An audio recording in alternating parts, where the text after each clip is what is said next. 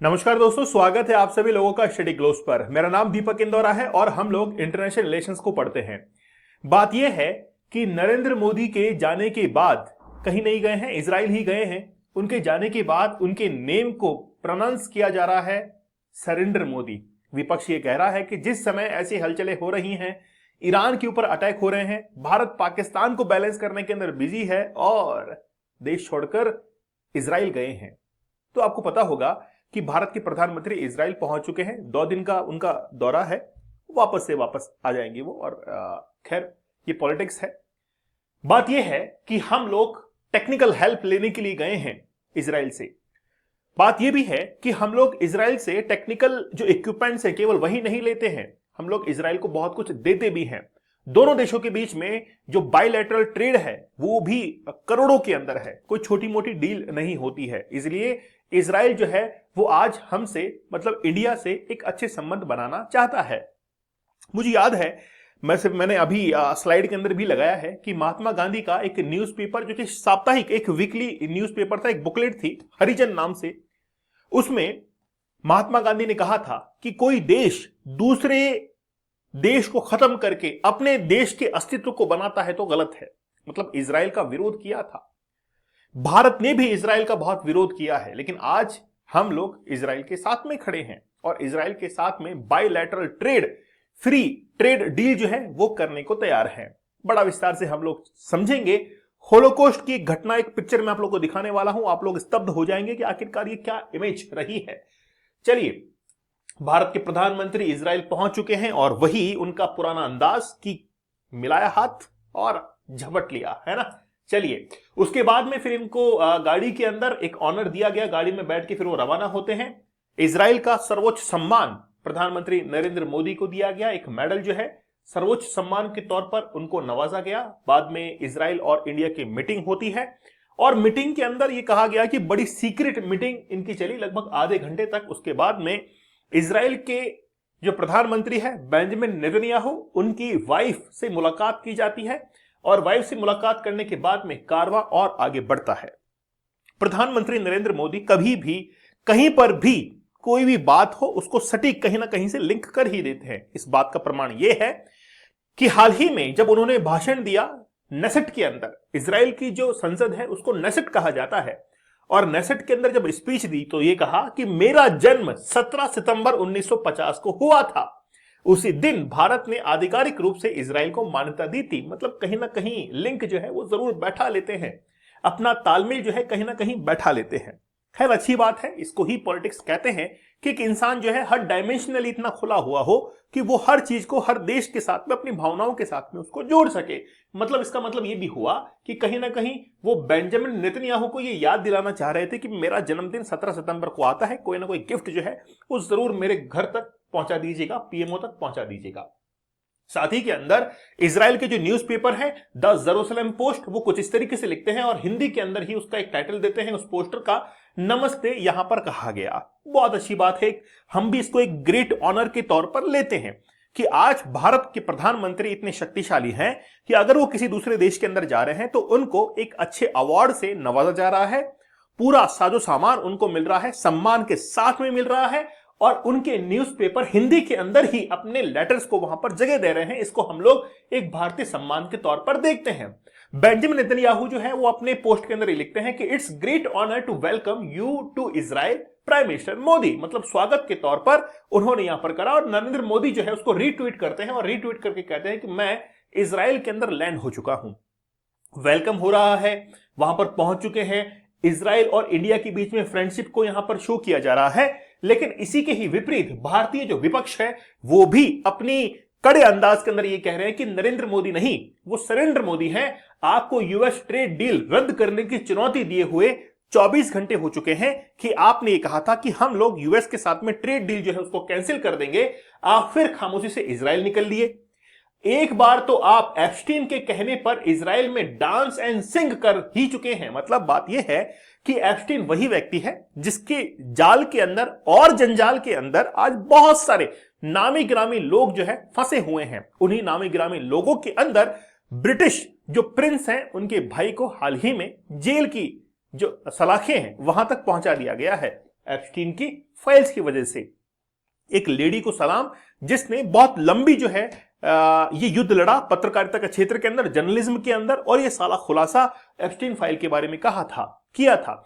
Donald Trump जो है वो भी काफी अच्छा खासा इसके अंदर फंसे हुए हैं। खैर वो अमेरिका की बात है, लेकिन विपक्ष जो है वो भारतीय प्रधानमंत्री के ऊपर ये सवाल निशान उठा रहा है कि एप्स्टीन फाइल जो है उसमें आपका कहीं ना कहीं लिंक है। अब की बार वहां किसके कहने पर देश के हितों के खिलाफ सौदा करने के लिए आए हैं। बात यह भी है कि जब भी आप कोई ट्वीट करते हैं तो वो इंटरनेशनल लेवल के ऊपर पब्लिश होता है। हाल ही में मार्गरेट आल्वा, मैं आपको एक शख्सियत जो है उनकी याद दिलाना चाहूंगा, वो राजस्थान की राज्यपाल भी रह चुकी हैं, पर्यटन मंत्री भी रह चुकी हैं, मार्गरेट आल्वा, जिन्होंने हाल ही में एक ट्वीट किया। मतलब है तो वो कांग्रेस की, लेकिन उन्होंने एक बात बड़ी अच्छी कही। रिसेंटली आपको पता होगा कि एआई समिट हुआ था, जो कि एशिया के अंदर सबसे बड़ा समिट था। वहां पर कुछ लोगों ने अपने वस्त्र, मतलब ऊपर के कपड़े उतारकर वहां पर प्रदर्शन किया। इस बात पर कांग्रेस की ही नेता मार्गरेट आल्वा ने यह कहा कि भले प्रदर्शन जो है वो इंडिया के अंदर होते होंगे, लेकिन अगर आप किसी अंतर्राष्ट्रीय मंच पर हैं और किसी दूसरे देश के सामने आप कपड़े इस तरीके से उतार रहे हैं, ये जो है कभी भी बर्दाश्त नहीं होगा। ये खुद मार्गरेट आल्वा ने एक ट्वीट कर कहा।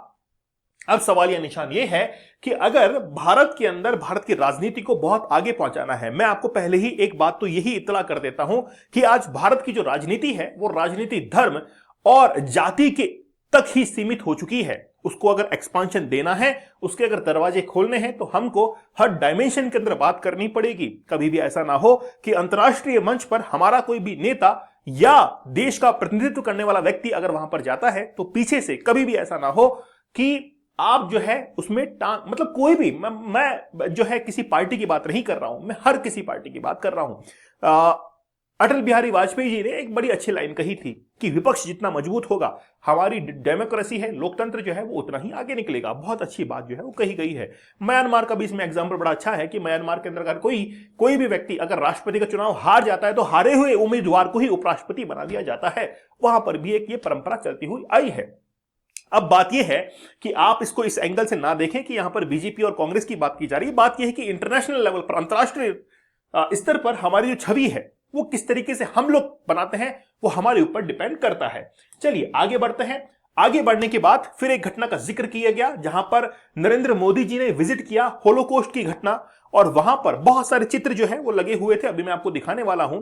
1941 से लेकर 1945 के बीच में होलोकॉस्ट की घटना हुई। जर्मनी के अंदर जितनी भी यहूदीज थे जिनकी आंखें नीली नहीं थी, उनको एक गैस चैम्बर में बंद करके उनको मार दिया गया। इस बात से यहूदी जो थे बहुत आहत हुए थे और फिर उन्होंने निर्णय किया कि हम लोग यहां से निकलकर अपना ही एक देश जो है वो बनाएंगे। इसी स्मारक पर जो है नरेंद्र मोदी जी ने विजिट किया और श्रद्धांजलि दी, मतलब इस घटना की निंदा भी की थी।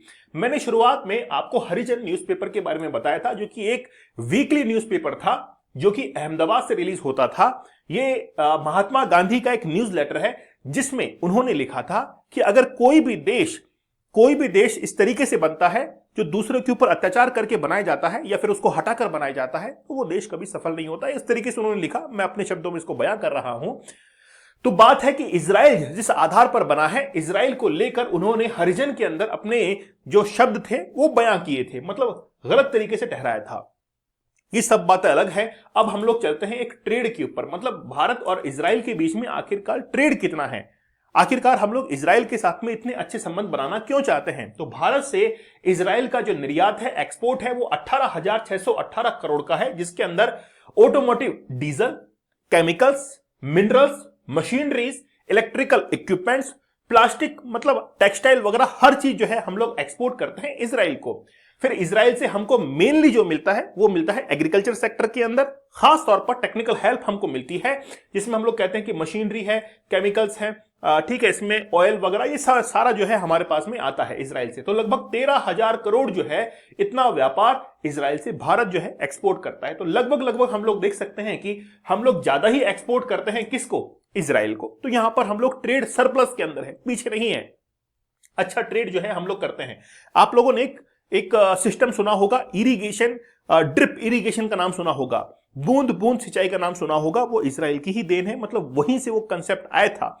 आपने एक चीज और देखी होगी कि बिल्डिंग्स के ऊपर जो वर्टिकल गार्डनिंग जो होती है वो भी कहीं ना कहीं इजराइल से ही इंस्पायर्ड था। मतलब इजराइल जो है वो अपने बजट का बहुत बड़ा जो पैसा है वो एग्रीकल्चर के ऊपर, अनुसंधान के ऊपर खर्च करता है। इसीलिए आज बहुत सारे देश जो है वो इजराइल से एग्रीकल्चर सेक्टर के अंदर जो भी इन्वेंशंस होते हैं उनको अपने देश के अंदर अप्लाई करने की कोशिश करता है। चलिए बात करते हैं डिफेंस इक्विपमेंट्स की। आयरन डोम डिफेंस सिस्टम की हम लोग बात करते हैं। सबसे पहले बात करेंगे कि इजराइल ने इसका इस्तेमाल कहां पर किया। जब भी हमास के साथ में लड़ाई हुई, ईरान ने अपने बम जो है बरसाए, मिसाइल बरसाई इजराइल के ऊपर, तो इजराइल ने अपने ही देश के अंदर एक आयरन डोम मतलब एक ऐसा एक यंत्र जो है वहां पर तैनात कर रखा था कि आसमान के अंदर अगर कोई भी मिसाइल आती है तो उसको हवा के अंदर ही जो है नष्ट कर दिया जाए। इसको हम लोग कहते हैं आयरन डोम सिस्टम। और आयरन डोम सिस्टम जो है वो किसके पास में है? इजराइल के पास में है। हम ये चाहते हैं कि यही जो सिस्टम है वो हमारे पास में आ जाए। कल को चाइना और पाकिस्तान अगर हमारे ऊपर मिसाइल या ड्रोन से हमला करते हैं तो हम लोग उसको हवा के अंदर ही जो है खत्म कर सकते हैं। वैसे भारत के पास में ऑलरेडी S-400 डिफेंस सिस्टम है, एयर डिफेंस सिस्टम है, जो कि रशिया से हमारे पास में आया है। हम लोग अब इस कवायद में हैं कि हम लोग S-400 के बाद में S-500 डिफेंस इक्विपमेंट हमको मिल जाए। ये जो आप लोग देख रहे हैं 400, 500, ये बेसिकली उसकी रेंज है। मतलब 400 किलोमीटर तक, 500 किलोमीटर तक जो है रेंज कर सकता है। हम अपने दायरे को बढ़ाना चाहते हैं, इसलिए S-500 को अब हम लोग जो है रशिया से लेना चाहते हैं। हमको ये भी लगता है कि हमारे देश के अंदर जो आकाश एयर डिफेंस सिस्टम बना हुआ है वो भी बहुत कैपेबल है। रिसेंटली पाकिस्तान के साथ में जो कुछ भी हुआ उसके अंदर उन ड्रोन्स को जो कि पाकिस्तान से भारत के अंदर प्रवेश करने की कोशिश कर रहे थे, हमने हवा के अंदर ही उनको मार गिराया। और ऐसी बहुत सारी मिसाइल जो है हमने आकाश एयर डिफेंस सिस्टम का इस्तेमाल करके हमने उनको हवा के अंदर ही खत्म जो है वो कर दिया था। तो हमारे सिस्टम भी नो डाउट बहुत अच्छे हैं। फिर भी हम लोग ये चाहते हैं कि हम लोग एडवांस एक टेक्निक के ऊपर बढ़े, है ना भाई। हम ही परिपूर्ण नहीं है, ये जो है कभी हमको भ्रम नहीं पालना चाहिए। हमसे भी बेहतर टेक्निक जो है वो विश्व के अंदर अवेलेबल है, जिसके अंदर से एक आयरन डोम डिफेंस सिस्टम है जो कि हवा के अंदर ही जो है काम करता है। मतलब खतरे का आकलन करता है, पूरा सिस्टम काम करता है। हम ये चाहते हैं कि यही टेक्निक जो है हमारे पास में आए। इसकी रेंज 4 से 70 किलोमीटर है। मतलब अगर कोई भी टारगेट 4 से 70 किलोमीटर के दायरे में है तो उसको ये खत्म कर देता है। बहुत सेकंड्स के अंदर ये अपनी प्रतिक्रिया जाहिर करता है। तमीर इंटरसेप्टर, मतलब तमीर जो है, तमीर मिसाइल आयरन डोम का इंटरसेप्टर है। रडार गाइडेड करता है। सटीक टारगेटिंग, मतलब पूरा का पूरा सिस्टम हम लोग जो है इंडिया के अंदर लेना चाहते हैं। चलिए आगे बढ़ते हैं। साथ ही के अंदर हेरॉन जो ड्रोन है ऑलरेडी भारत के पास में भी है। भारत ने इसका इस्तेमाल किया है। भारत ये चाहता है कि हम लोग इन ड्रोन्स का इस्तेमाल क्या करें और भी बढ़ा दें। इसकी क्षमता है कि 45 घंटे तक लगातार जो है वो उड़ सकता है। 35,000 फीट की ऊंचाई तक उड़ने में ये सक्षम है। और 470 किलोग्राम का पेलोड, मतलब अगर कोई भी इसमें कोई न्यूक्लियर वगैरह कुछ भी डालना हो तो हम लोग डालकर इसको छोड़ सकते हैं। और ये ड्रोन जो है बिना किसी रडार के पकड़ में आए दुश्मन देश के ऊपर हमला कर सकता है। साथ ही के अंदर अगर हम लोग कोई निगरानी करना चाहते हैं तो ये दुश्मन देश की निगरानी भी कर सकता है, सटीक टारगेटिंग कर सकता है। इलेक्ट्रॉनिक इंटेलिजेंस इसमें पूरा सिस्टम लगा हुआ है। मतलब हम चाहते हैं कि इजराइल के साथ में ये डील हो और हम लोग हेरॉन ड्रोन को अपने देश के अंदर लाना चाहते हैं। उसके बाद में बहुत सारे हैं, जैसे रफाल्स के भी कुछ अटैचमेंट्स हैं, स्पाइस 1000 गाइडेड किट्स हैं, एलबिट सिस्टम्स हैं, ठीक है, air to air ground missile जिसको हम लोग कहते हैं, ice breaker naval cruise missiles हैं जो कि जो बर्फ होती है उसको तोड़ देती है, स्नो को। साथ ही के अंदर सुपरसोनिक एयर लोरा मिसाइल है। मतलब ये सारा जो सिस्टम है वो हम लोग इजराइल के साथ में डील करना चाहते हैं। ये जो आप लोग देख रहे हैं ये मिसाइल जिसको गोल्डन इसको कह रहे हैं गोल्डन डॉम्स या गोल्डन मिसाइल जो है इसको कहा जा रहा है। अब ये जो मिसाइल है वो लगभग 1000 से लेकर 2000 किलोमीटर तक ये वार कर सकती है। और इसकी स्पीड जो है वो है 5 मैक स्पीड, 5 मैक स्पीड। अब तक आप लोगों ने जो स्पीड सुनी होगी वो किलोमीटर प्रति घंटा की स्पीड सुनी होगी या फिर किलोमीटर प्रति सेकंड की स्पीड सुनी होगी। उससे भी तेज हाइपरसोनिक स्पीड के अंदर मेजर करने के लिए एक यूनिट काम में लेते हैं जिसको हम लोग कहते हैं मैक नंबर, ठीक है। एक मैक नंबर का मतलब होता है कि वो एक मैक नंबर है, इसका मतलब है कि वो ध्वनि की गति के साथ में उस गति से जो है वो चल रही है। अगर उससे भी 5 गुना हो, द वेलोसिटी ऑफ साउंड उससे भी 5 गुना हो तो उसको हम लोग कहेंगे 5 मैक नंबर। तो आप जो है इस चीज को समझ चुके होंगे, ठीक है। तो ये मिसाइल जो है वो भी हम लोग लेना चाहते हैं।